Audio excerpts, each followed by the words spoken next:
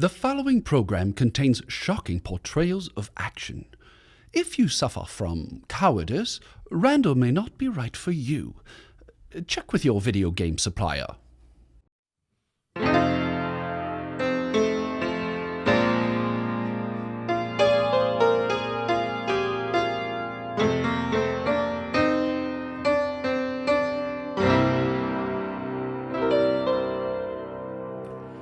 Old Muhammad had a sword, Allah krapa, and on that sword he had some blood, Allah krapa.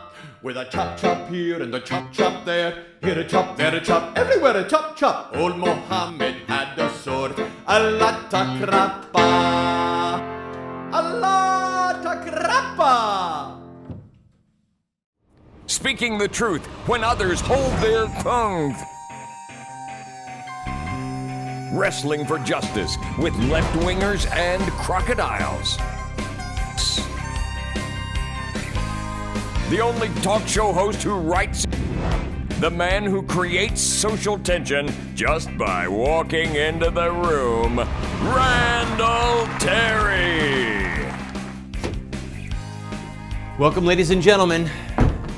We are taking President Obama up on his suggestion to not rush to conclusions, but to dig and to check our facts, to figure out why these two young men committed these horrific acts of terror and why they believe that they are acts of devotion to Islam. Terror-evangelists, that's the new word, terror-evangelists. We'll talk about it. You're going to learn more today on this program than you have learned from every other news talking head show that you have seen since the tragedy in Boston. But first, a word of wisdom from that fashion plate, Jihad Granny. Allah Akbar. People, listen, we have real enemies. I want you to think of good Muslim Representative Ellison in Minnesota.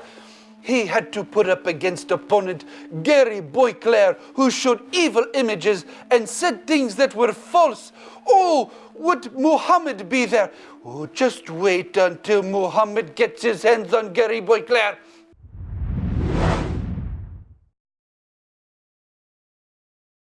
Hello, friend. Welcome to the broadcast. 19-year-old Dzhokhar Tsarnaev has been taken into custody. At this point, he is alive, and the authorities are saying he is now in stable condition and has begun to answer questions. We also have learned that the FBI and other law enforcement agencies are in pursuit of a sleeper cell that may have 10 or 12 members. Clearly, these two young assassins did not work on their own. President Obama made a statement right after the capture of the second suspect, and in his statement, he said the following.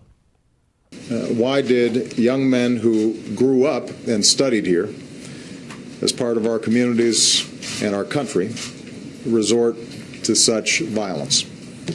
One thing we do know is that whatever hateful agenda drove these men to such heinous acts, in this age of instant reporting, tweets and blogs, there's a temptation to latch onto any bit of information, sometimes to jump to conclusions. We are dedicating this show and several more over the coming days to discussing the hateful agenda. Please understand something. We will not jump to conclusions.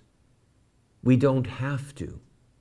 There is enough data with what we know about these two young men, and there is 1,400 years of history and Islamic orthodoxy that will provide us with answers. Please listen closely to what I'm about to tell you, because it will help put you in a frame of mind to understand this program today, the content that I'm going to bring you. If you are a devout Baptist and somebody says to you, well, I'm a Baptist and I think we should baptize our babies, you would say, no, That's not what the Baptist Church teaches. It teaches that you have to have reason or an age of accountability. You have to be old enough to make a conscious profession of your faith in Jesus. That's why we don't baptize babies. If you are a member of the Assembly of God Church and somebody comes up to you and says, "Oh, I'm Assembly of God, but I don't believe that people can speak in tongues, and I don't think that the gifts of the Spirit are for today," you would say, "No, that's not what the Assembly of God teaches. It teaches that tongues are for today, and the gifts of the Spirit are for today." If you are a devout Roman Catholic and someone comes up and says, "Well, I'm Roman Catholic, and I don't think that we should have any problem using birth control, and I think we should have women priests," you would say, "No, that is not what the Catholic Church teaches." My point is this: a religion gets to define itself. Its founder defines it, right? Its most devout adherents describe it with the body of literature and history that they have accumulated for centuries or millennia. That's the way it is. So if we want to understand Islam, where do you not turn? Number one, you don't turn to somebody who doesn't believe in it. And number two, you do not turn to Muslims who are not devout. Do you understand? Devout Catholics define Catholicism. Devout Baptists define the Baptist Church. Devout Assembly of God theologians have the right to explain the history and orthodoxy of Assembly of God theology. Likewise, devout Muslims, Mohammed, the first caliphs, the first successors, the scholars of Islam, they get to define Islam. So, we're going to talk in this show today about devout Islam, and we're going to focus on Mohammed. Did you know that Mohammed killed people with his own hand? When we come back from this break, I'm going to read to you some of the recorded words of Mohammed. And what you will see is that these two young men and many other devout Muslims who we should call televangelists, they are following in the words and the deeds of the founder of their religion, Mohammed. I'll give it to you in a bumper sticker, friends. Jesus died to start Christianity. Mohammed killed to start Islam. Don't go away. One time when Randall and I were going to Oberlin, Ohio, we came upon a federal marshal who was picking up a runaway slave. The next morning, Randall got up early and pretty soon had everybody so riled up that they ran the marshal out of town. You might say that's where the Civil War started.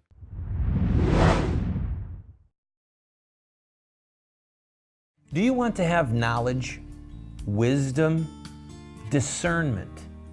If so, you have to read good books on theology, history, books that look at the lives of great men and women.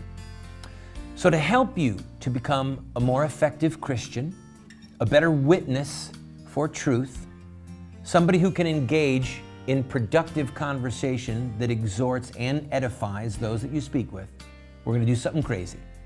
We're offering you these 7 books for a gift of any size. You just pay for the shipping and handling, and then give whatever gift that you can, and we will send them to you. But just to make it a little bit more crazy, I will send you a second copy of my 3 books, autographed. You can give them as a gift to your pastor or to a family member and help extend truth and justice in the world. This is while supplies last.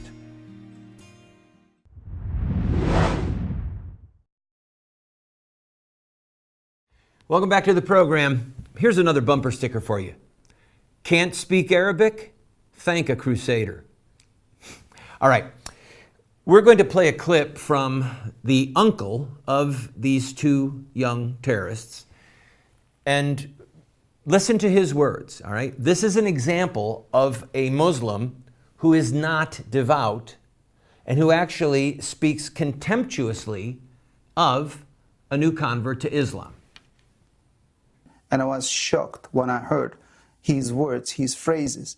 When he started talking every other word, he starts sticking in words of God. To my question, what he's doing for work, he claimed that he would just put everything in the will of God, as per, his words. And it's one thing to become more devout and more impassioned about your religion. You seem to be describing something more than that.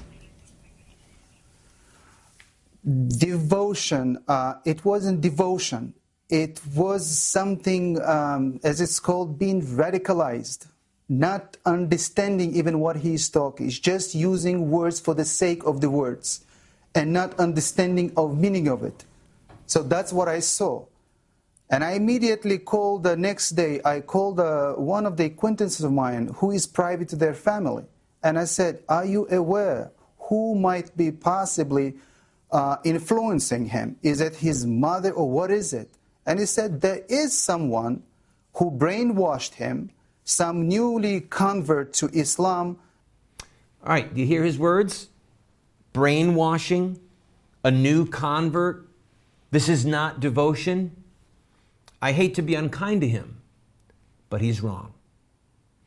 I started Arabic studies at the Hebrew University of Jerusalem a few years ago so that I could learn to speak, or at least read and write, Arabic.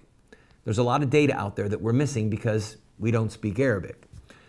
And when I was traveling around the Middle East, Palestine, Turkey, Jordan, I asked various Muslims if they knew that Muhammad had killed people.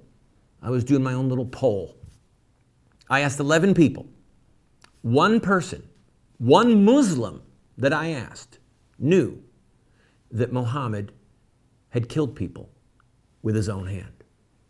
Here is a quote from one of the most revered Islamic historians, Ibn Ishaq. When the apostle rejoined his family, he handed his sword to his daughter Fatima, saying, "Wash the blood from this daughter, for by God it has served me well today." When people mocked Jesus, and when they were in the middle of killing him, Jesus said, "Forgive them, Father. Father, forgive them. They don't know what they're doing." When people mocked Muhammad, Muhammad instructed his followers to kill them, to assassinate them.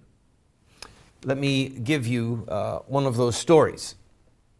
Umayyah, the daughter of Marwan, wrote these verses against Muhammad.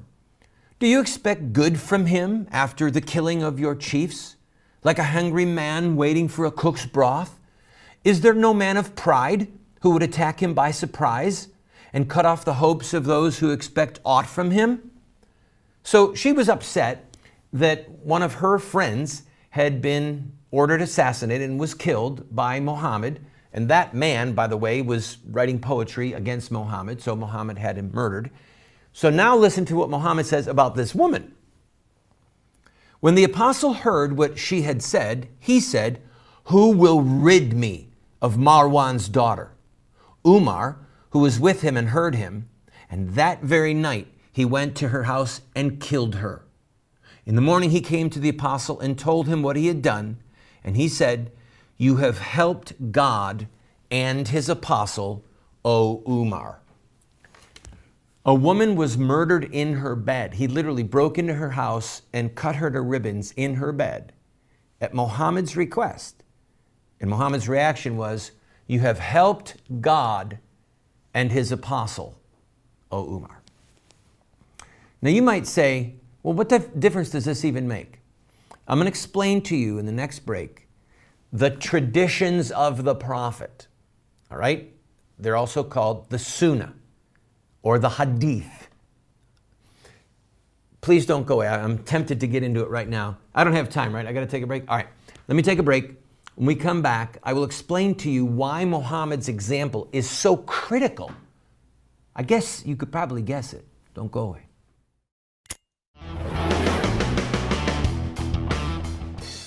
of the same old circuses? Well, it's time to follow Randall Terry. He's not like the other ringmasters. He actually cares.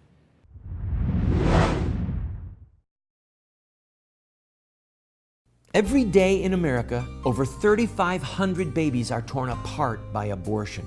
Shouldn't all babies, like this living, unborn child, have the right to life? Baby killing will only end when Americans see the truth of what abortion does to innocent children. You can help end this Holocaust by showing the truth of abortion in your area with a Face the Truth tour. Go to FaceTheTruthAmerica.com to set up a Face the Truth tour in your area. The babies and their mothers will be eternally grateful. In the 1980s, banks introduced designer checks. When my buddy George Johnson inquired at the bank, they had nothing for pro-lifers. So the Johnsons created beautiful pro-life bank checks showing babies with a strong pro-life message. You can speak out for life with every check you write, whether personal or business checks. Be a voice for babies with these pro-life checks.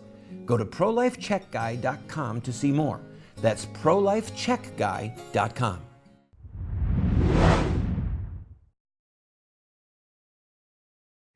Welcome back to the program, friend.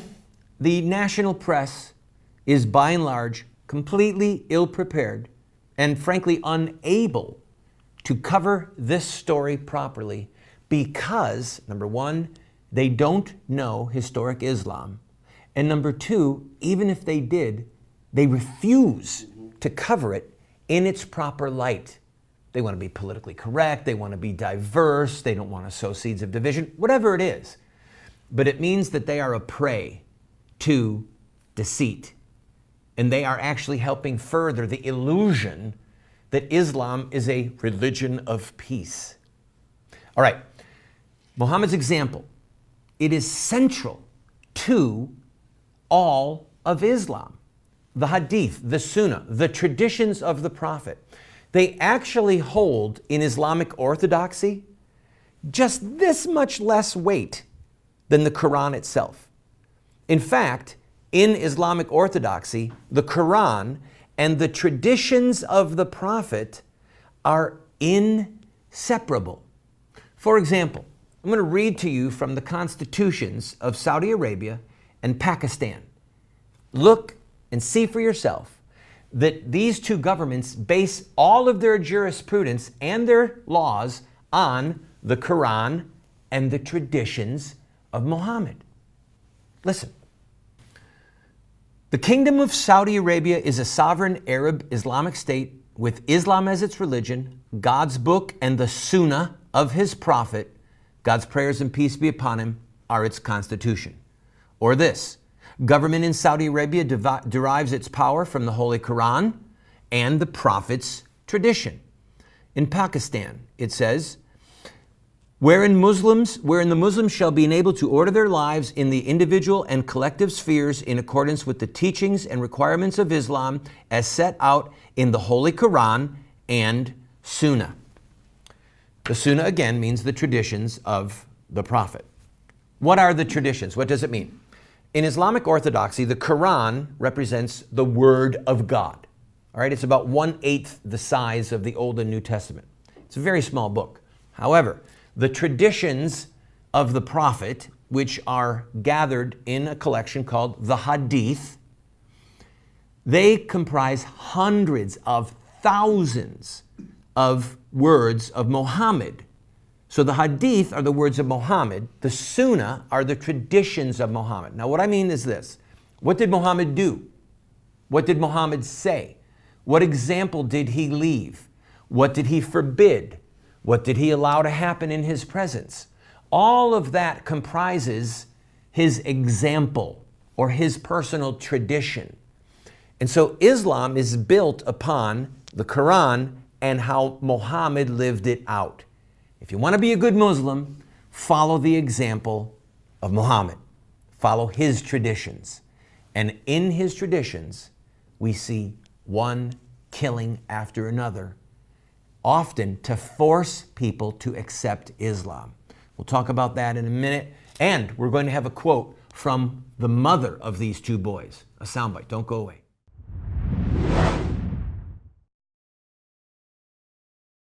Do you want to get America out of the hands of wicked and unjust men and women who are destroying the republic before our eyes, and put leadership back into the hands of righteous men and women so that we don't die as a nation?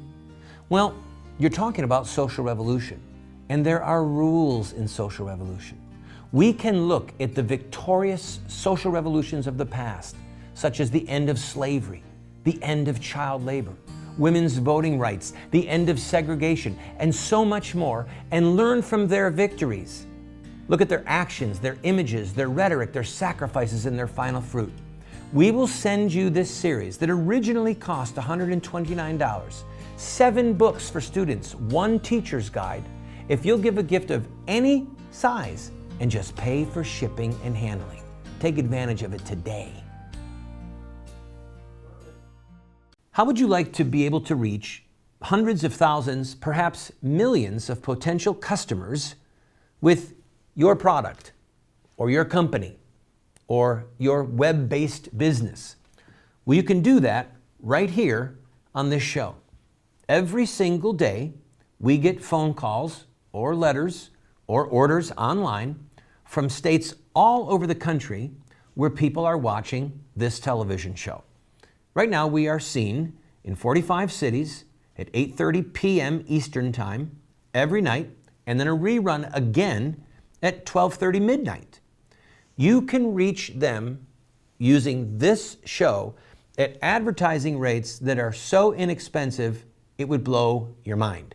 So, if you're interested, contact us at the phone number that you see on the screen or the email address, and we can talk about how you can grow your business and help support this show.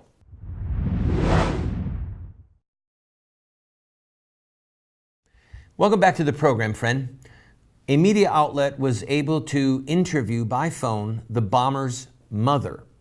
Here is a portion of what she said. He was controlled by FBI like for 5 years. They knew what my son was doing. They knew what actions and what the sites on internet he was going. They used to come home. They used to come and talk to me. They used to tell me that they are controlling his. They were telling me that he's a really a serious leader, and they are afraid of him. They told me that whatever computer site or whatever is there, whatever information he's getting, they are controlling him. Whatever FBI, they were scared of my oldest son. They always told me that he is a leader. He is, they are afraid of him because they think that he is, he's a leader. He talks about Islam a lot. Really got involved in the religion, religious politics 5 years ago. So he started following his own religious aspects, and he never told me that he would be on the side of jihad. Listen to her.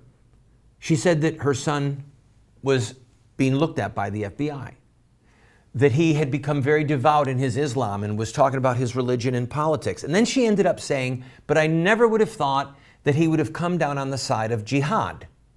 Listen to me, friends. There is no Islam without jihad. Period. It doesn't exist. From the dawn of Islam, force, the sword, death, the threat of force, were an intrinsic part of the conversion of people on the Arabian Peninsula and then throughout the Middle East. Abu Bakr was one of Muhammad's first converts. He was his father-in-law from the child bride Aisha. He was also Muhammad's first successor. He said this, God sent Muhammad with this religion, and he strove for it until men accepted it voluntarily or by force. Friends, Islam has never spread without the use of force. Bloodshed, fear, terror, murder. I'll talk more about this in the coming days, but you have to understand, Muhammad set the stage by calling for people to be murdered and by using force to spread Islam. And these 2 young bombers, And so many hundreds of other terrorists that are trying to subvert the world under the heel of Islam, they're simply following the example and the tradition of Muhammad. Talk to you soon.